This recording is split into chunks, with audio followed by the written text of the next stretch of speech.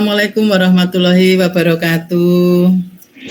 Waalaikumsalam warahmatullahi wabarakatuh. Selamat malam Bapak Ibu. Terima kasih telah bergabung malam ini di acara webinar dengan topik budaya positif Bapak Ibu. Topik ini sengaja memang saya ambil untuk malam ini karena akhir-akhir ini budaya positif memang sedang rame-ramenya diperbincangkan di dunia pendidikan, begitu. Tidak hanya karena mungkin mengikuti pelatihan CGP, tetapi juga dalam artian saat ini kita kan sudah memulai pada penerapan kurikulum Merdeka Bapak Ibu. Jadi di sini budaya positif yang memang sudah berakar nilai-nilainya di lingkungan sekolah memang perlu kita budayakan, kita sosialisasikan, kita lestarikan dan kita pupuk bersama sebagai seorang pendidik Bapak Ibu. Nah, mungkin saya minta tolong untuk kanvanya bisa di-share.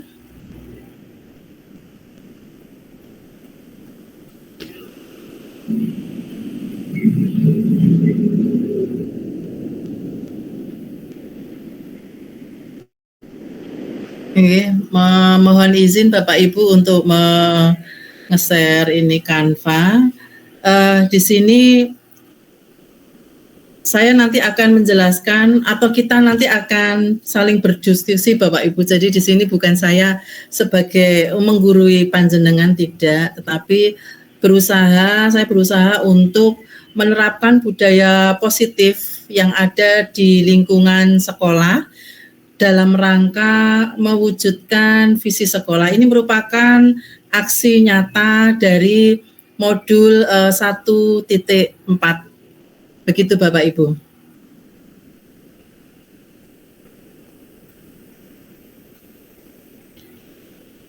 Penerapan budaya positif di lingkungan sekolah memang akhir-akhir ini sering diperdengarkan atau dibahas begitu karena merupakan sebuah bentuk gambaran dari kurikulum Merdeka.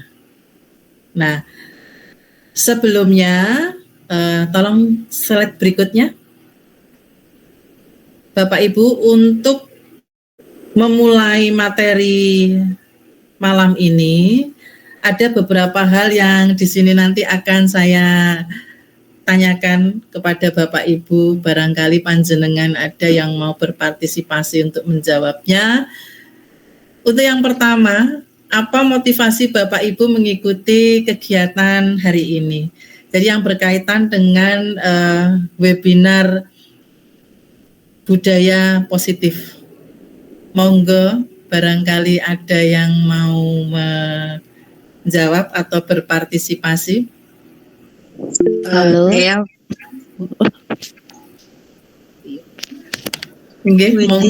Nggih, monggo Bu Nimas.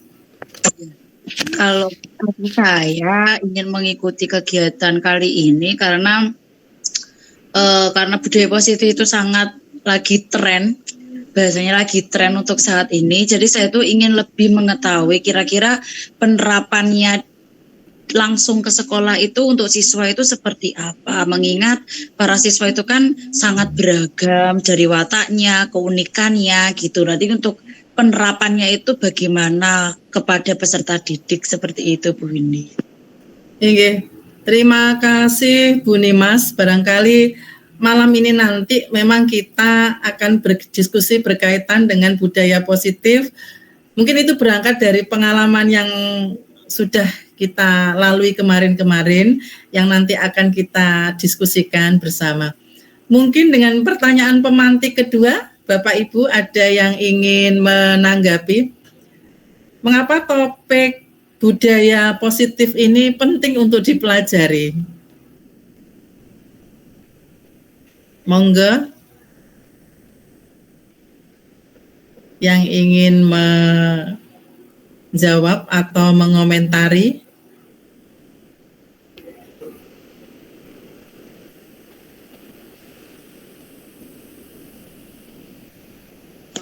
Inggih.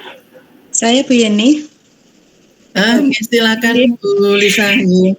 Iya, terima kasih atas waktu yang telah diberikan Bapak Ibu. Selamat malam. Saya Lisa Umami, saya dari SD Negeri 1 Tapan, Bapak Ibu. Saya sangat tertarik sekali mengikuti webinar malam hari ini karena saya ingin mendapatkan banyak pengalaman, terutama ini mengapa mempelajari budaya positif ini penting, karena bagi saya budaya positif itu sangat bermanfaat sekali jika diterapkan di sekolah kami, karena dapat melancarkan kegiatan pembelajaran kami, dapat membentuk karakter siswa, Bu Windy, seperti itu. Jadi untuk kegiatan webinar malam hari ini saya sangat bersemangat. Semoga nanti ilmu yang saya dapatkan dari kegiatan malam hari ini bisa saya terapkan di sekolah saya. Terima kasih Bu Windy. Sami-sami Bu Lisa. Terima kasih atas tanggapannya. Sangat menarik Bapak Ibu. Jadi memang budaya positif ini penting kita itu tadi budayakan, lestarikan, dipupuk bersama karena merupakan wujud gambaran dari profil pelajar Pancasila yang itu memang selalu didengungkan di kurikulum Merdeka. Baik, untuk pertanyaan pemantik ketiga Bapak Ibu, apakah Bapak Ibu memiliki pengalaman yang serupa dengan materi atau topik yang kita pelajari pada hari ini? Monggo. Nggih, monggo Bu Reni. Nggih, terima kasih Bu Windy. Jadi sebenarnya ini pengalaman ya baru-baru ini nggih, karena penerapan kurikulum Merdeka itu masih berjalan kurang lebihnya 3 tahunan ini. Nah, pengalaman saya untuk penerapan budaya positif yang pernah saya alami itu ketika adanya kesepakatan kelas di dalam kelas itu. Nah, tapi tidak jarang juga banyak siswa itu yang masih belum melakukan, padahal kesepakatan kelas itu sudah terlaksana. Nah, jadi mungkin dengan adanya materi yang panjenengan sampaikan ini bisa menambah wawasan saya untuk nanti bagaimana cara mengajak para peserta didik agar peserta didik nanti bisa lebih memahami dan memunculkan karakter peserta didik untuk memahami bagaimana penerapan budaya positif yang paling kecil sendiri misalnya di lingkup kelas, yaitu kesepakatan kelas. Begitu Bu Windy. Inggih, terima kasih Bu Reni atas masukannya dan tanggapannya.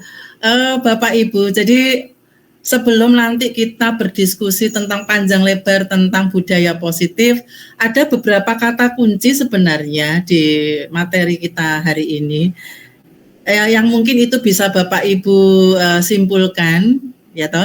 Yang pertama mungkin kata kuncinya apa Bapak Ibu? Dari materi budaya positif ini. Monggo mungkin Bu Lisa, kata kunci yang bisa diambil untuk materi kita malam ini. Yang pertama kesepakatan kelas, Bu. Inggih, leres. Ya. Lalu yang kedua restitusi. Ya, betul. Mungkin ada lagi Bapak Ibu? Nanti yang ketiga segitiga restitusi.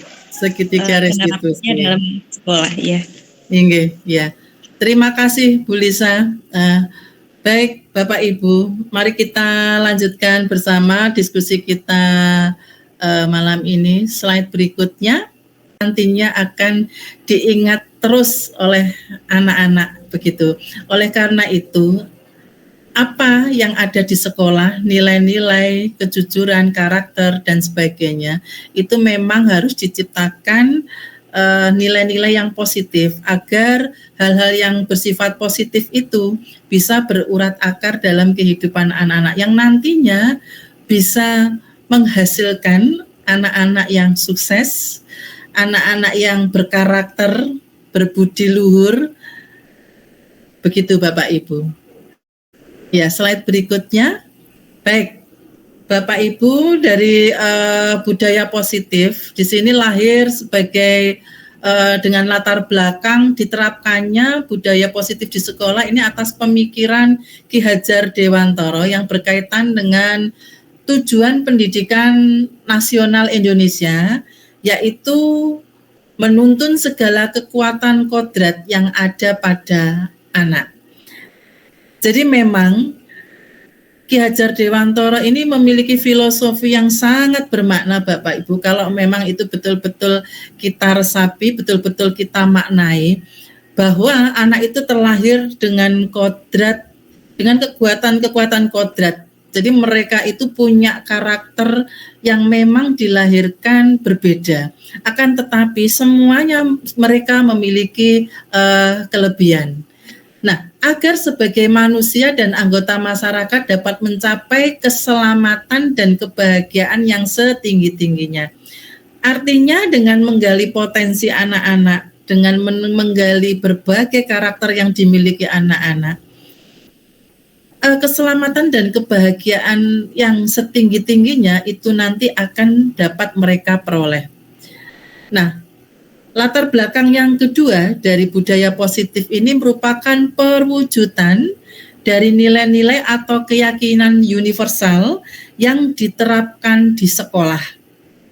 Nah, nilai-nilai positif, nilai-nilai atau keyakinan universal yang diterapkan di sekolah, ini memang sangat berkaitan dengan nilai-nilai kemanusiaan Bapak Ibu. Jadi ada nilai moral, kemudian ada nilai sosial, ada nilai budaya. Nah, budaya positif itu juga merupakan perubahan paradigma yang berkaitan dengan teori kontrol yang diterapkan guru kepada murid. Nah, latar belakang munculnya budaya positif yang ketiga, ini adanya konsep budaya positif di sekolah, adanya nilai-nilai, keyakinan-keyakinan, kebiasaan-kebiasaan di sekolah yang berpihak pada murid, agar murid dapat berkembang menjadi pribadi yang kritis, penuh hormat, dan bertanggung jawab. Ini yang perlu digarisbawahi Bapak Ibu. Jadi meskipun anak-anak tersebut kritis, punya kemampuan daya pikir yang tinggi, tetapi masih tetap rendah hati, penuh hormat, dan memiliki rasa tanggung jawab. Nah, latar belakang budaya positif yang keempat adalah adanya konsep inti dari budaya positif yang mengacu pada disiplin positif dan nilai-nilai kebajikan. Teori motivasi, hukuman dan penghargaan, keyakinan kelas, kebutuhan dasar manusia, 5 kontrol posisi, dan segitiga restitusi. Nah, disiplin positif dan nilai-nilai kebajikan, Bapak Ibu, itu berdasarkan teori kontrol Dr. William Glasser, bahwa disiplin itu didefinisikan sebagai sikap dan perasaan taat dan patuh terhadap nilai-nilai yang dipercaya yang merupakan tanggung jawabnya. Nah, yang berikutnya, nilai kebajikan yang universal itu adalah nilai-nilai yang disepakati bersama, lepas dari suku bangsa, agama, bahasa, maupun latar belakang. Ini sifatnya adalah kebinekaan global. Jadi makanya ini ada keuniversalan Bapak Ibu. Nah, kemudian harapannya nanti nilai-nilai kebajikan itu akan menggambarkan profil pelajar Pancasila. Nah, teori motivasi, hukuman, penghargaan, dan restitusi Bapak Ibu. Jadi untuk motivasi, itu tujuannya adalah untuk menghindari ketidaknyamanan atau hukuman. Yang pertama. Yang kedua adalah untuk mendapatkan imbalan atau penghargaan dari orang lain. Yang ketiga, untuk menjadi orang yang mereka inginkan dan menghargai diri sendiri dengan nilai-nilai yang mereka percaya. Hukuman dan konsekuensi Bapak Ibu. Nah, hukuman dan konsekuensi ini merupakan tindakan terhadap suatu pelanggaran yang pada umumnya berbentuk hukuman atau konsekuensi. Yang berikutnya penghargaan. Penghargaan ini merupakan cara-cara mengontrol perilaku seseorang yang menghancurkan potensi untuk pembelajaran yang sesungguhnya. Nah, yang terakhir adalah restitusi Bapak Ibu. Restitusi ini proses kolaboratif yang mengajarkan murid untuk mencari solusi untuk masalah mereka dan membantu murid berpikir tentang orang seperti apa yang mereka inginkan. Dan mereka harus memperlakukan orang lain. Nah, untuk restitusi ini ada kutipan dari Kelsen Gosen tahun 1996. Begitu Bapak Ibu. Nah, di dalam budaya positif Bapak Ibu, terutama pada saat kita akan memulai pembelajaran di awal tahun gitu ya, atau di awal semester. Nah, ini yang perlu diterapkan bahwa keyakinan kelas itu nanti harus kita munculkan terlebih dahulu agar itu nanti akan disepakati secara bersama-sama oleh semua warga kelas. Nah, dengan harapan keyakinan kelas ini nanti akan diterapkan di lingkungan kelas tersebut. Nah, caranya Bapak Ibu, tanyakan pendapat murid tentang masalah dan harapan kelas. Itu yang pertama. Yang kedua, eksplorasi ide dari murid untuk mencapai kelas impian. Karena paling tidak, siswa kita banyak yang memiliki banyak impian Bapak Ibu ya. Nah, itu yang akan kita eksplor. Nah, yang ketiga, ambil simpulan dari ide murid. Karena itu tadi Bapak Ibu, murid itu bagi kita adalah tamu. Karena tamu kita harus memperlakukan mereka dengan sangat penuh penghargaan.